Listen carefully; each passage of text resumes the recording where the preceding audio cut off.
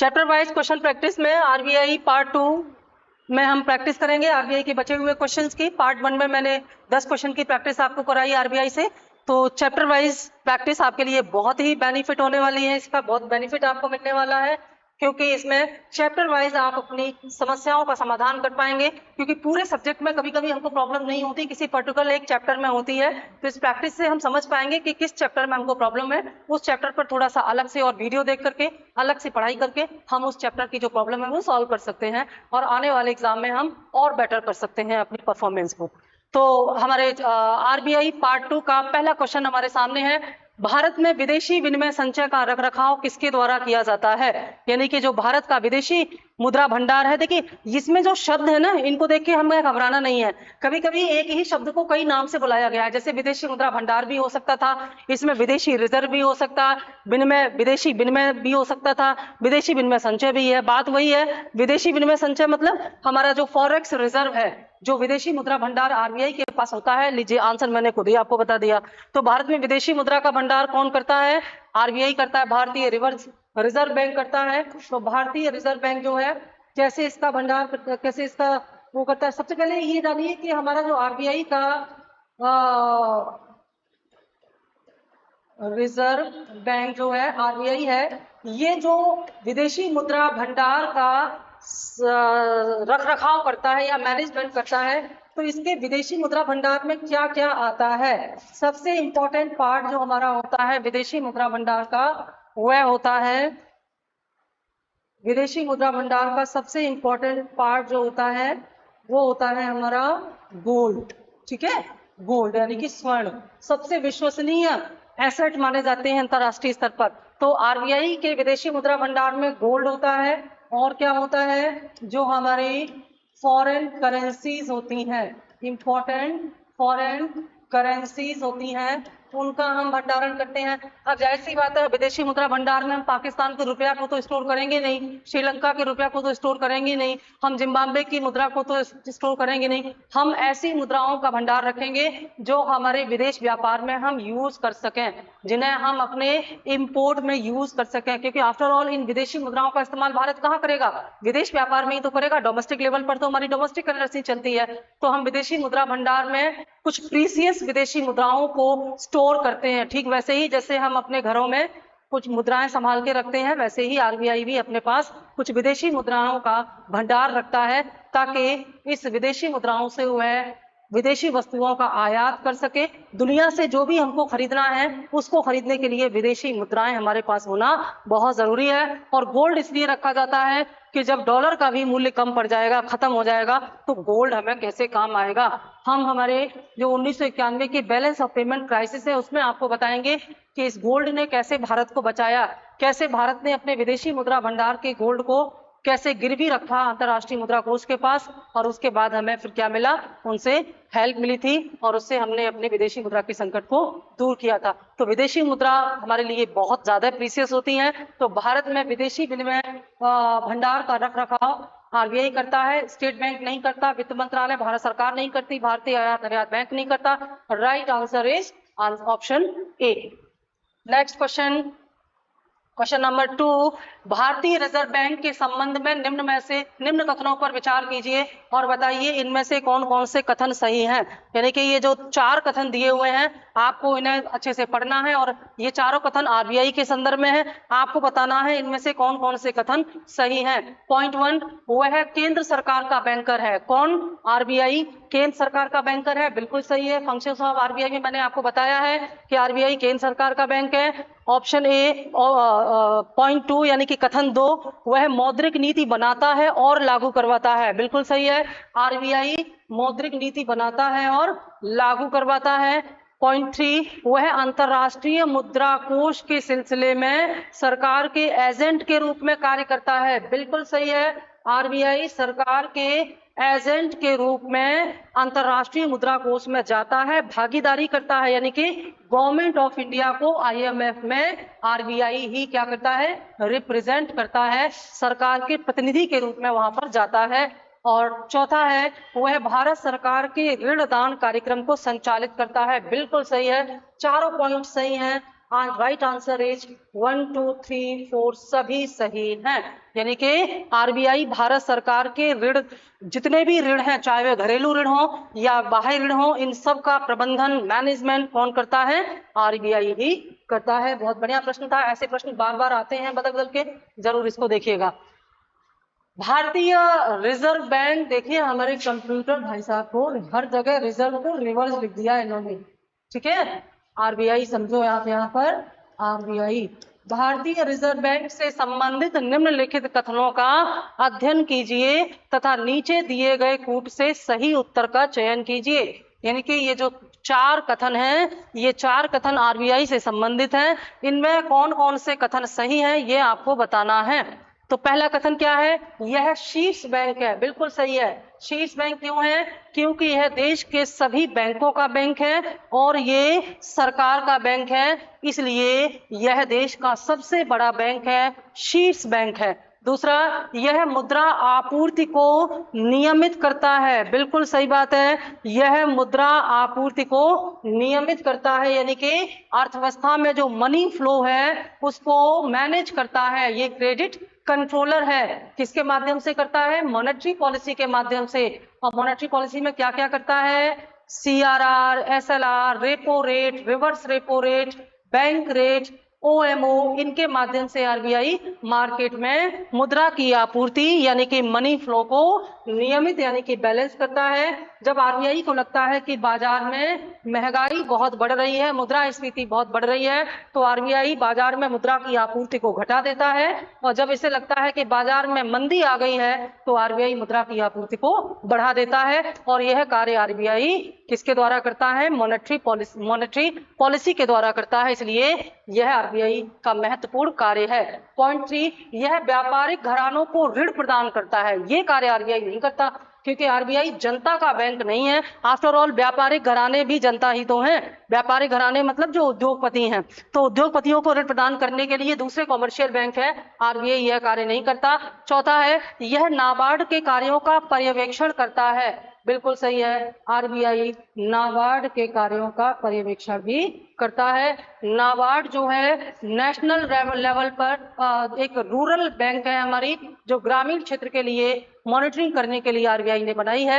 एक तरह से आरबीआई ने रूरल एरिया में जो क्रेडिट मैनेजमेंट की जो रिस्पॉन्सिबिलिटी है वो एक तरह से नाबार्ड को डेलीगेट कर दी है। और इसमें हम पूरा आपको जो हमारा एग्रीकल्चर फाइनेंशियल सिस्टम पढ़ाएंगे उसमें बहुत अच्छे से डिटेल्स में आपको रूरल बैंक भी बताएंगे और उसमें हम आपको नाबार्ड भी बताएंगे। यहाँ पर जान लीजिए कि नाबार्ड के कार्यों का पर्यवेक्षण करने की जिम्मेदारी भी किसकी है? आरबीआई की है। तो पॉइंट 1, 2 और 4 सही हैं। पॉइंट 1 to 4 वाला हमारा ऑप्शन है ऑप्शन डी। तो right answer is option D. Next question, question number 4, निम्नलिखित में से कौन से मामलों में आरबीआई वाणिज्यिक बैंकों को नियंत्रित करता है? ये क्वेश्चन यूपीपीसीएस में आया हुआ है। निम्नलिखित में से कौन से मामलों में आरबीआई वाणिज्यिक बैंकों को नियंत्रित करता है? वाणिज्यिक बैंक यानी कि कॉमर्शियल बैंक, और कॉमर्शियल बैंक वे होती हैं, वाणिज्यिक बैंक वे होती हैं जो मुद्रा में व्यापार करती हैं। इनका मुख्य कार्य है जनता को उधार देना और जनता की जमाओं को स्वीकार करना, ठीक है। तो इन वाणिज्यिक बैंकों को कौन कंट्रोल करता है? आरबीआई। तो किन किन मामलों में कंट्रोल करता है ये पूछा गया है। 4 कथन है, 4 में से कौन कौन से सही है कूट के आधार पर आपको बताना है। पहला है परिसंपत्तियों की तरलता, यानी कि बैंकों के पास जो लिक्विडिटी है वो पर्याप्त होनी चाहिए, ना तो लिक्विडिटी की कमी हो ना ही लिक्विडिटी ज्यादा हो। लिक्विडिटी का मतलब वही मनी फ्लो है, यानी कि बैंकों के पास पर्याप्त मात्रा में मुद्रा हो। इसका नियंत्रण भी आरबीआई करता है। बिल्कुल सही है। शाखा विस्तार, बिल्कुल मैंने आपको बताया है वीडियो में आरबीआई के फंक्शंस में शाखा विस्तार का भी, यानी कि अगर किसी बैंक को अपनी नई ब्रांच खोलनी है तो वह आरबीआई से परमिशन लेकर के ही अपनी नई ब्रांच खोल सकता है। यह भी बिल्कुल सही है। बैंकों का आपस में विलय, यानी कि जब 2 या 2 से अधिक बैंकों का आपस में विलय या मर्जन किया जाता है तो यह फैसला या आदेश भी आरबीआई द्वारा ही लिया जाता है। आरबीआई की अनुमति से ही बैंक आपस में विलय कर सकते हैं। बैंकों का समापन, बिल्कुल सही बात है। अगर किसी बैंक को समाप्त करना है कोई बैंक अच्छा काम नहीं करना, उसको खत्म करना है, तो वह जो निर्णय है वह भी आरबीआई द्वारा ही लिया जाएगा। यह आरबीआई के अधिकार क्षेत्र में आता है। और साथ ही साथ बैंकों की स्थापना का भी जो डिसीजन है वो आरबीआई लेता है, यानी कि किसी भी बैंक को स्थापित होने के लिए जो लाइसेंस है वो भी आरबीआई देगा। बैंक की कोई ब्रांच खुलनी है उसका आदेश भी आरबीआई देगा। बैंक की कोई ब्रांच बंद होनी है या बैंक समाप्त होनी है या एक बैंक का दूसरे में विलय होना है, ये सारे जो आदेश हैं या जो नियंत्रण है वो किसके अंतर्गत आते हैं? आरबीआई, क्योंकि आरबीआई इन सब के मामले में बैंकों को नियंत्रित करता है। राइट आंसर इज 1 2 3 4 सभी सही हैं, option D. Next question number 5, निम्नलिखित कथनों पर विचार कीजिए और बताइए इनमें से कौन कौन से कथन सही हैं। सारे क्वेश्चन आरबीआई से ही हैं, चैप्टर वाइज है तो कुछ 2 कथन हैं, आपको बताना है कौन कौन से सही हैं। पहला कथन है रिजर्व बैंक का भारतीय रिजर्व बैंक आरबीआई का राष्ट्रीयकरण 26 जनवरी 1950 को हुआ। गलत है, क्योंकि आरबीआई का जो राष्ट्रीयकरण है वो 1 जनवरी 1949 को हुआ था, 1949 को हुआ था। ये फैक्ट सही नहीं है। पॉइंट 2, भारत सरकार के ऋण कार्यक्रमों का संचालन व्यय विभाग वित्त मंत्रालय द्वारा होता है। बिल्कुल गलत है। पिछले क्वेश्चंस में हमने देखा कि सरकार के ऋणों कार्यक्रम का प्रबंधन जो है आरबीआई करता है। दोनों गलत हैं, देखते हैं ये है कि नहीं। उपरोक्त कथनों में से कौन सा सही है? ऑप्शन है डी, इनमें से कोई नहीं। कोई अक्सर बच्चों को ये वाला आंसर करने में बड़ा डर लगता है, ऐसा कैसे हो सकता है कि दोनों गलत हैं। कई बार होता है, आपको भाई बताना, आपका नॉलेज चेक करने के लिए इस टाइप के क्वेश्चन भी डाले जाते हैं। ये जरूरी तो नहीं कि जो 2 दिए हैं उनमें से कोई ना कोई सही होना ही चाहिए। अगर ऑप्शन में है कि कोई गलत भी हो सकता है तो वो भी आंसर हो सकता है, तो इनमें से एक भी सही नहीं है। दोनों ही कथन क्या है? गलत है। Right answer is D. ठीक है, next question, question number 6, bank board bureau triple B, बहुत इंपॉर्टेंट है ये। जब बैंक का पूरा विकास क्रम पढ़ाएंगे, बैंकिंग सुधार पढ़ाएंगे, तो उसमें बैंक बोर्ड ब्यूरो भी आएगा, पढ़ाएंगे आपको। बैंक बोर्ड ब्यूरो के संदर्भ में निम्नलिखित में से कौन से कथन सही हैं? 3 पॉइंट दिए हुए हैं। पॉइंट 1, आरबीआई का गवर्नर बीबीबी का चेयरमैन होता है। पॉइंट 2, बीबीबी सार्वजनिक क्षेत्रक बैंकों के अध्यक्षों के चयन के लिए संस्तुति करता है। ऑप्शन पॉइंट 3, बीबीबी सार्वजनिक क्षेत्र के बैंकों की कार्यनीतियों और पूंजीवर्धन योजनाओं को विकसित करने में मदद करता है। अब ये समझ लीजिए बीबीबी है क्या? Triple B, bank board bureau वास्तव में जो बनाया गया वो इसलिए बनाया गया कि जो पब्लिक सेक्टर्स बैंक हैं उनमें करप्शन बहुत ज्यादा हो रहा था, तो पब्लिक और ये बैंक बोर्ड ब्यूरो बैंकों में एक सुधार कार्यक्रम चलाया गया था जिसका नाम था इंद्रधनुष योजना। ठीक है, इस इंद्रधनुष योजना के तहत बैंकों में 7 सूत्रीय सुधार किए गए। उनमें से एक सुधार ये भी था कि बैंक बोर्ड ब्यूरो का गठन किया गया। इस बैंक बोर्ड ब्यूरो के गठन का उद्देश्य था जो सार्वजनिक क्षेत्र के बैंक, जो पब्लिक सेक्टर्स बैंक है, उनमें जो करप्शन है उसको दूर करना और ट्रांसपेरेंसी लाना। तो उन्हीं में से एक कार्य जो ट्रिपल बी करता है वो क्या होता है कि जो बैंकों के हेड होते हैं, यानी कि जो बैंक, सरकारी बैंक के, सार्वजनिक बैंक, पब्लिक सेक्टर बैंक के जो अध्यक्ष होते हैं, उनके चयन के संदर्भ में सुझाव देता है ये ट्रिपल बी। तो ये बिल्कुल इसका राइट आंसर है, ये वाला बिल्कुल सही है कि यह जो है ट्रिपल बी जो है वो सार्वजनिक क्षेत्र पब्लिक सेक्टर बैंक के अध्यक्षों के चयन के लिए संस्तुति करता है या सुझाव देता है। और देखते हैं क्या सही हो सकता है। बीबीबी सार्वजनिक क्षेत्र के बैंकों की कार्यनीतियों, पूंजीवर्धन योजनाओं के विकास करने में सहायता करता है या सुझाव देता है, यानी कि साथ ही साथ और क्या करता है ये जो ट्रिपल बी है कि जो पब्लिक सेक्टर्स बैंक हैं ये और कैसे बेहतर कार्य कर सकते हैं, इनकी परफॉर्मेंस को कैसे सुधारा जाए, इसके बारे में भी सलाह देता है। तो तीसरा भी सही है, लेकिन आरबीआई का गवर्नर बीबीबी का चेयरमैन होता है, यह कथन गलत है, क्योंकि आरबीआई का जो गवर्नर है वो इसका चेयरमैन नहीं होता, अदरवाइज फिर इसका इंटरफेरेंस हो जाएगा और जिस काम के लिए ट्रिपल बी बनाया गया है वो सफल नहीं हो पाएगा। आंसर है दूसरा और तीसरा सही है। Right answer is B, second और थर्ड सही है। ठीक है, अगले क्वेश्चन की ओर बढ़ते हैं हम। क्वेश्चन नंबर 7, मौद्रिक नीति क्या है, यानी कि मॉनेटरी पॉलिसी इनमें से क्या है? ऑप्शन ए राजकोषीय नीति के विपरीत है। ऑप्शन बी राजकोषीय नीति के पूरक के रूप में है। ऑप्शन सी, मंदी के दौरान अधिक प्रभावी है। ऑप्शन डी, प्रभावी मांग को नियंत्रित करने हेतु प्रत्यक्ष उपाय है। देखिए, डायरेक्ट क्वेश्चन नहीं आया है, कॉन्सेप्ट से क्वेश्चन आया है, ऐसे भी प्रश्न पूछे जाते हैं। अगर आप मौद्रिक नीति को ठीक से समझते हो तो तुरंत आंसर आ जाएगा।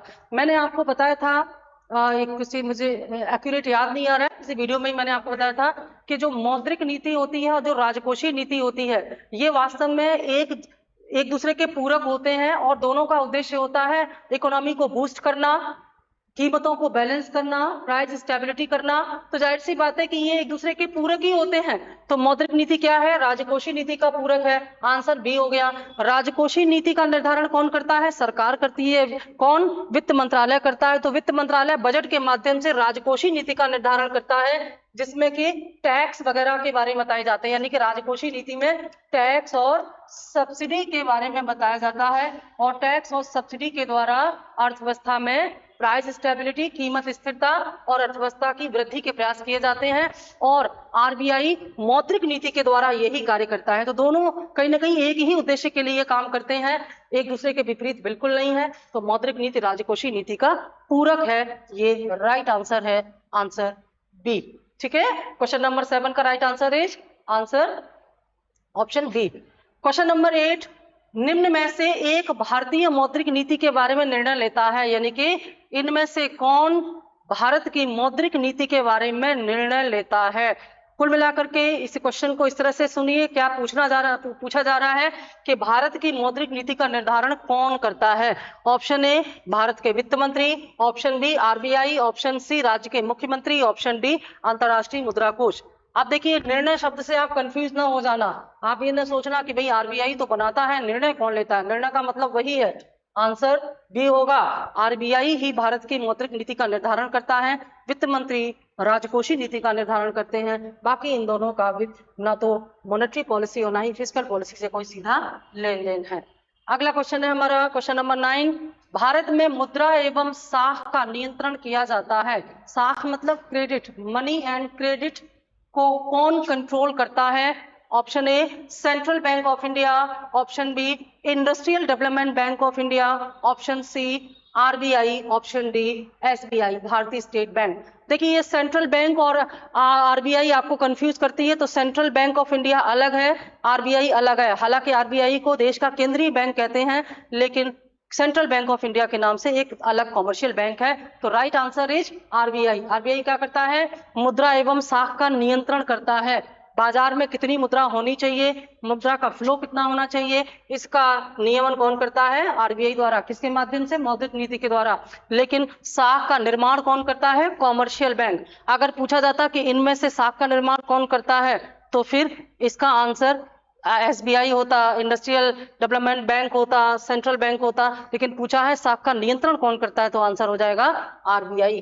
ठीक है, last question is question number 10, मौद्रिक नीति समिति, मॉनेटरी पॉलिसी कमेटी, एमपीसी होगा यहाँ पर, एमपीसी, मॉनेटरी पॉलिसी कमेटी या मौद्रिक नीति समिति के संबंध में निम्न कथनों में से कौन कौन से कथन सही हैं? बहुत अच्छा प्रश्न आईएएस में पूछा गया है कि जो मॉनेटरी पॉलिसी कमेटी है, मैंने आपको बताया था मॉनेटरी पॉलिसी कमेटी में आरबीआई के फंक्शन में बताया था कि 1 अप्रैल 2016 से आरबीआई की एक मौद्रिक नीति समिति बनाई गई है, जो आरबीआई की मौद्रिक नीति का निर्धारण करती है। और इस मौद्रिक नीति समिति के द्वारा ही अब आरबीआई जो है वह repo rate, bank rate, CRR, SLR आदि मुद्दों का निर्धारण करती है, उनकी समीक्षा करती है। उसी के बारे में प्रश्न आया हुआ है। 3 पॉइंट है, 3 में से कौन कौन से सही है? पहला है, यह है भारतीय रिजर्व बैंक की मानक या बेंचमार्क ब्याज दरों का निर्धारण करती है। बिल्कुल सही है, एमपीसी ये करती है। और यह 12 सदस्यीय निकाय है, जिसमें भारतीय रिजर्व बैंक गवर्नर शामिल है तथा प्रत्येक वर्ष इसका पुनर्गठन होता है। बिल्कुल गलत है, क्योंकि इसमें 12 सदस्य नहीं होते, बल्कि इसमें 6 सदस्य होते हैं। और इन 6 सदस्यों में से 3 आरबीआई से और 3 सरकार की ओर से नियुक्त किए जाते हैं। तो ये दूसरा वाला गलत है। तीसरा, यह केंद्रीय वित्त मंत्री की अध्यक्षता में कार्य करता है। तो केंद्रीय वित्त मंत्री की अध्यक्षता में यह कार्य नहीं करता, क्योंकि इसका अध्यक्ष आरबीआई का गवर्नर होता है। ठीक है, यानी कि जो मॉनेटरी पॉलिसी कमेटी है इसका अध्यक्ष आरबीआई का गवर्नर होता है, और इसमें जो 6 सदस्य होते हैं उनमें 3 सदस्य आरबीआई के इंक्लूडेड गवर्नर और 3 सदस्य सरकार से होते हैं, लेकिन वित्त मंत्री इस मौद्रिक नीति समिति की अध्यक्षता नहीं करते। तो तीसरा भी गलत है, आंसर होगा केवल एक सही है। Right answer is option A. तो ये थे आपके आरबीआई पार्ट 2 के क्वेश्चंस। प्रैक्टिस जरूर कीजिएगा, बहुत सारे क्वेश्चन यहाँ से आपको निश्चित तौर पर मुझे उम्मीद है आने वाले एग्जाम में जरूर मिलेंगे। Thank you.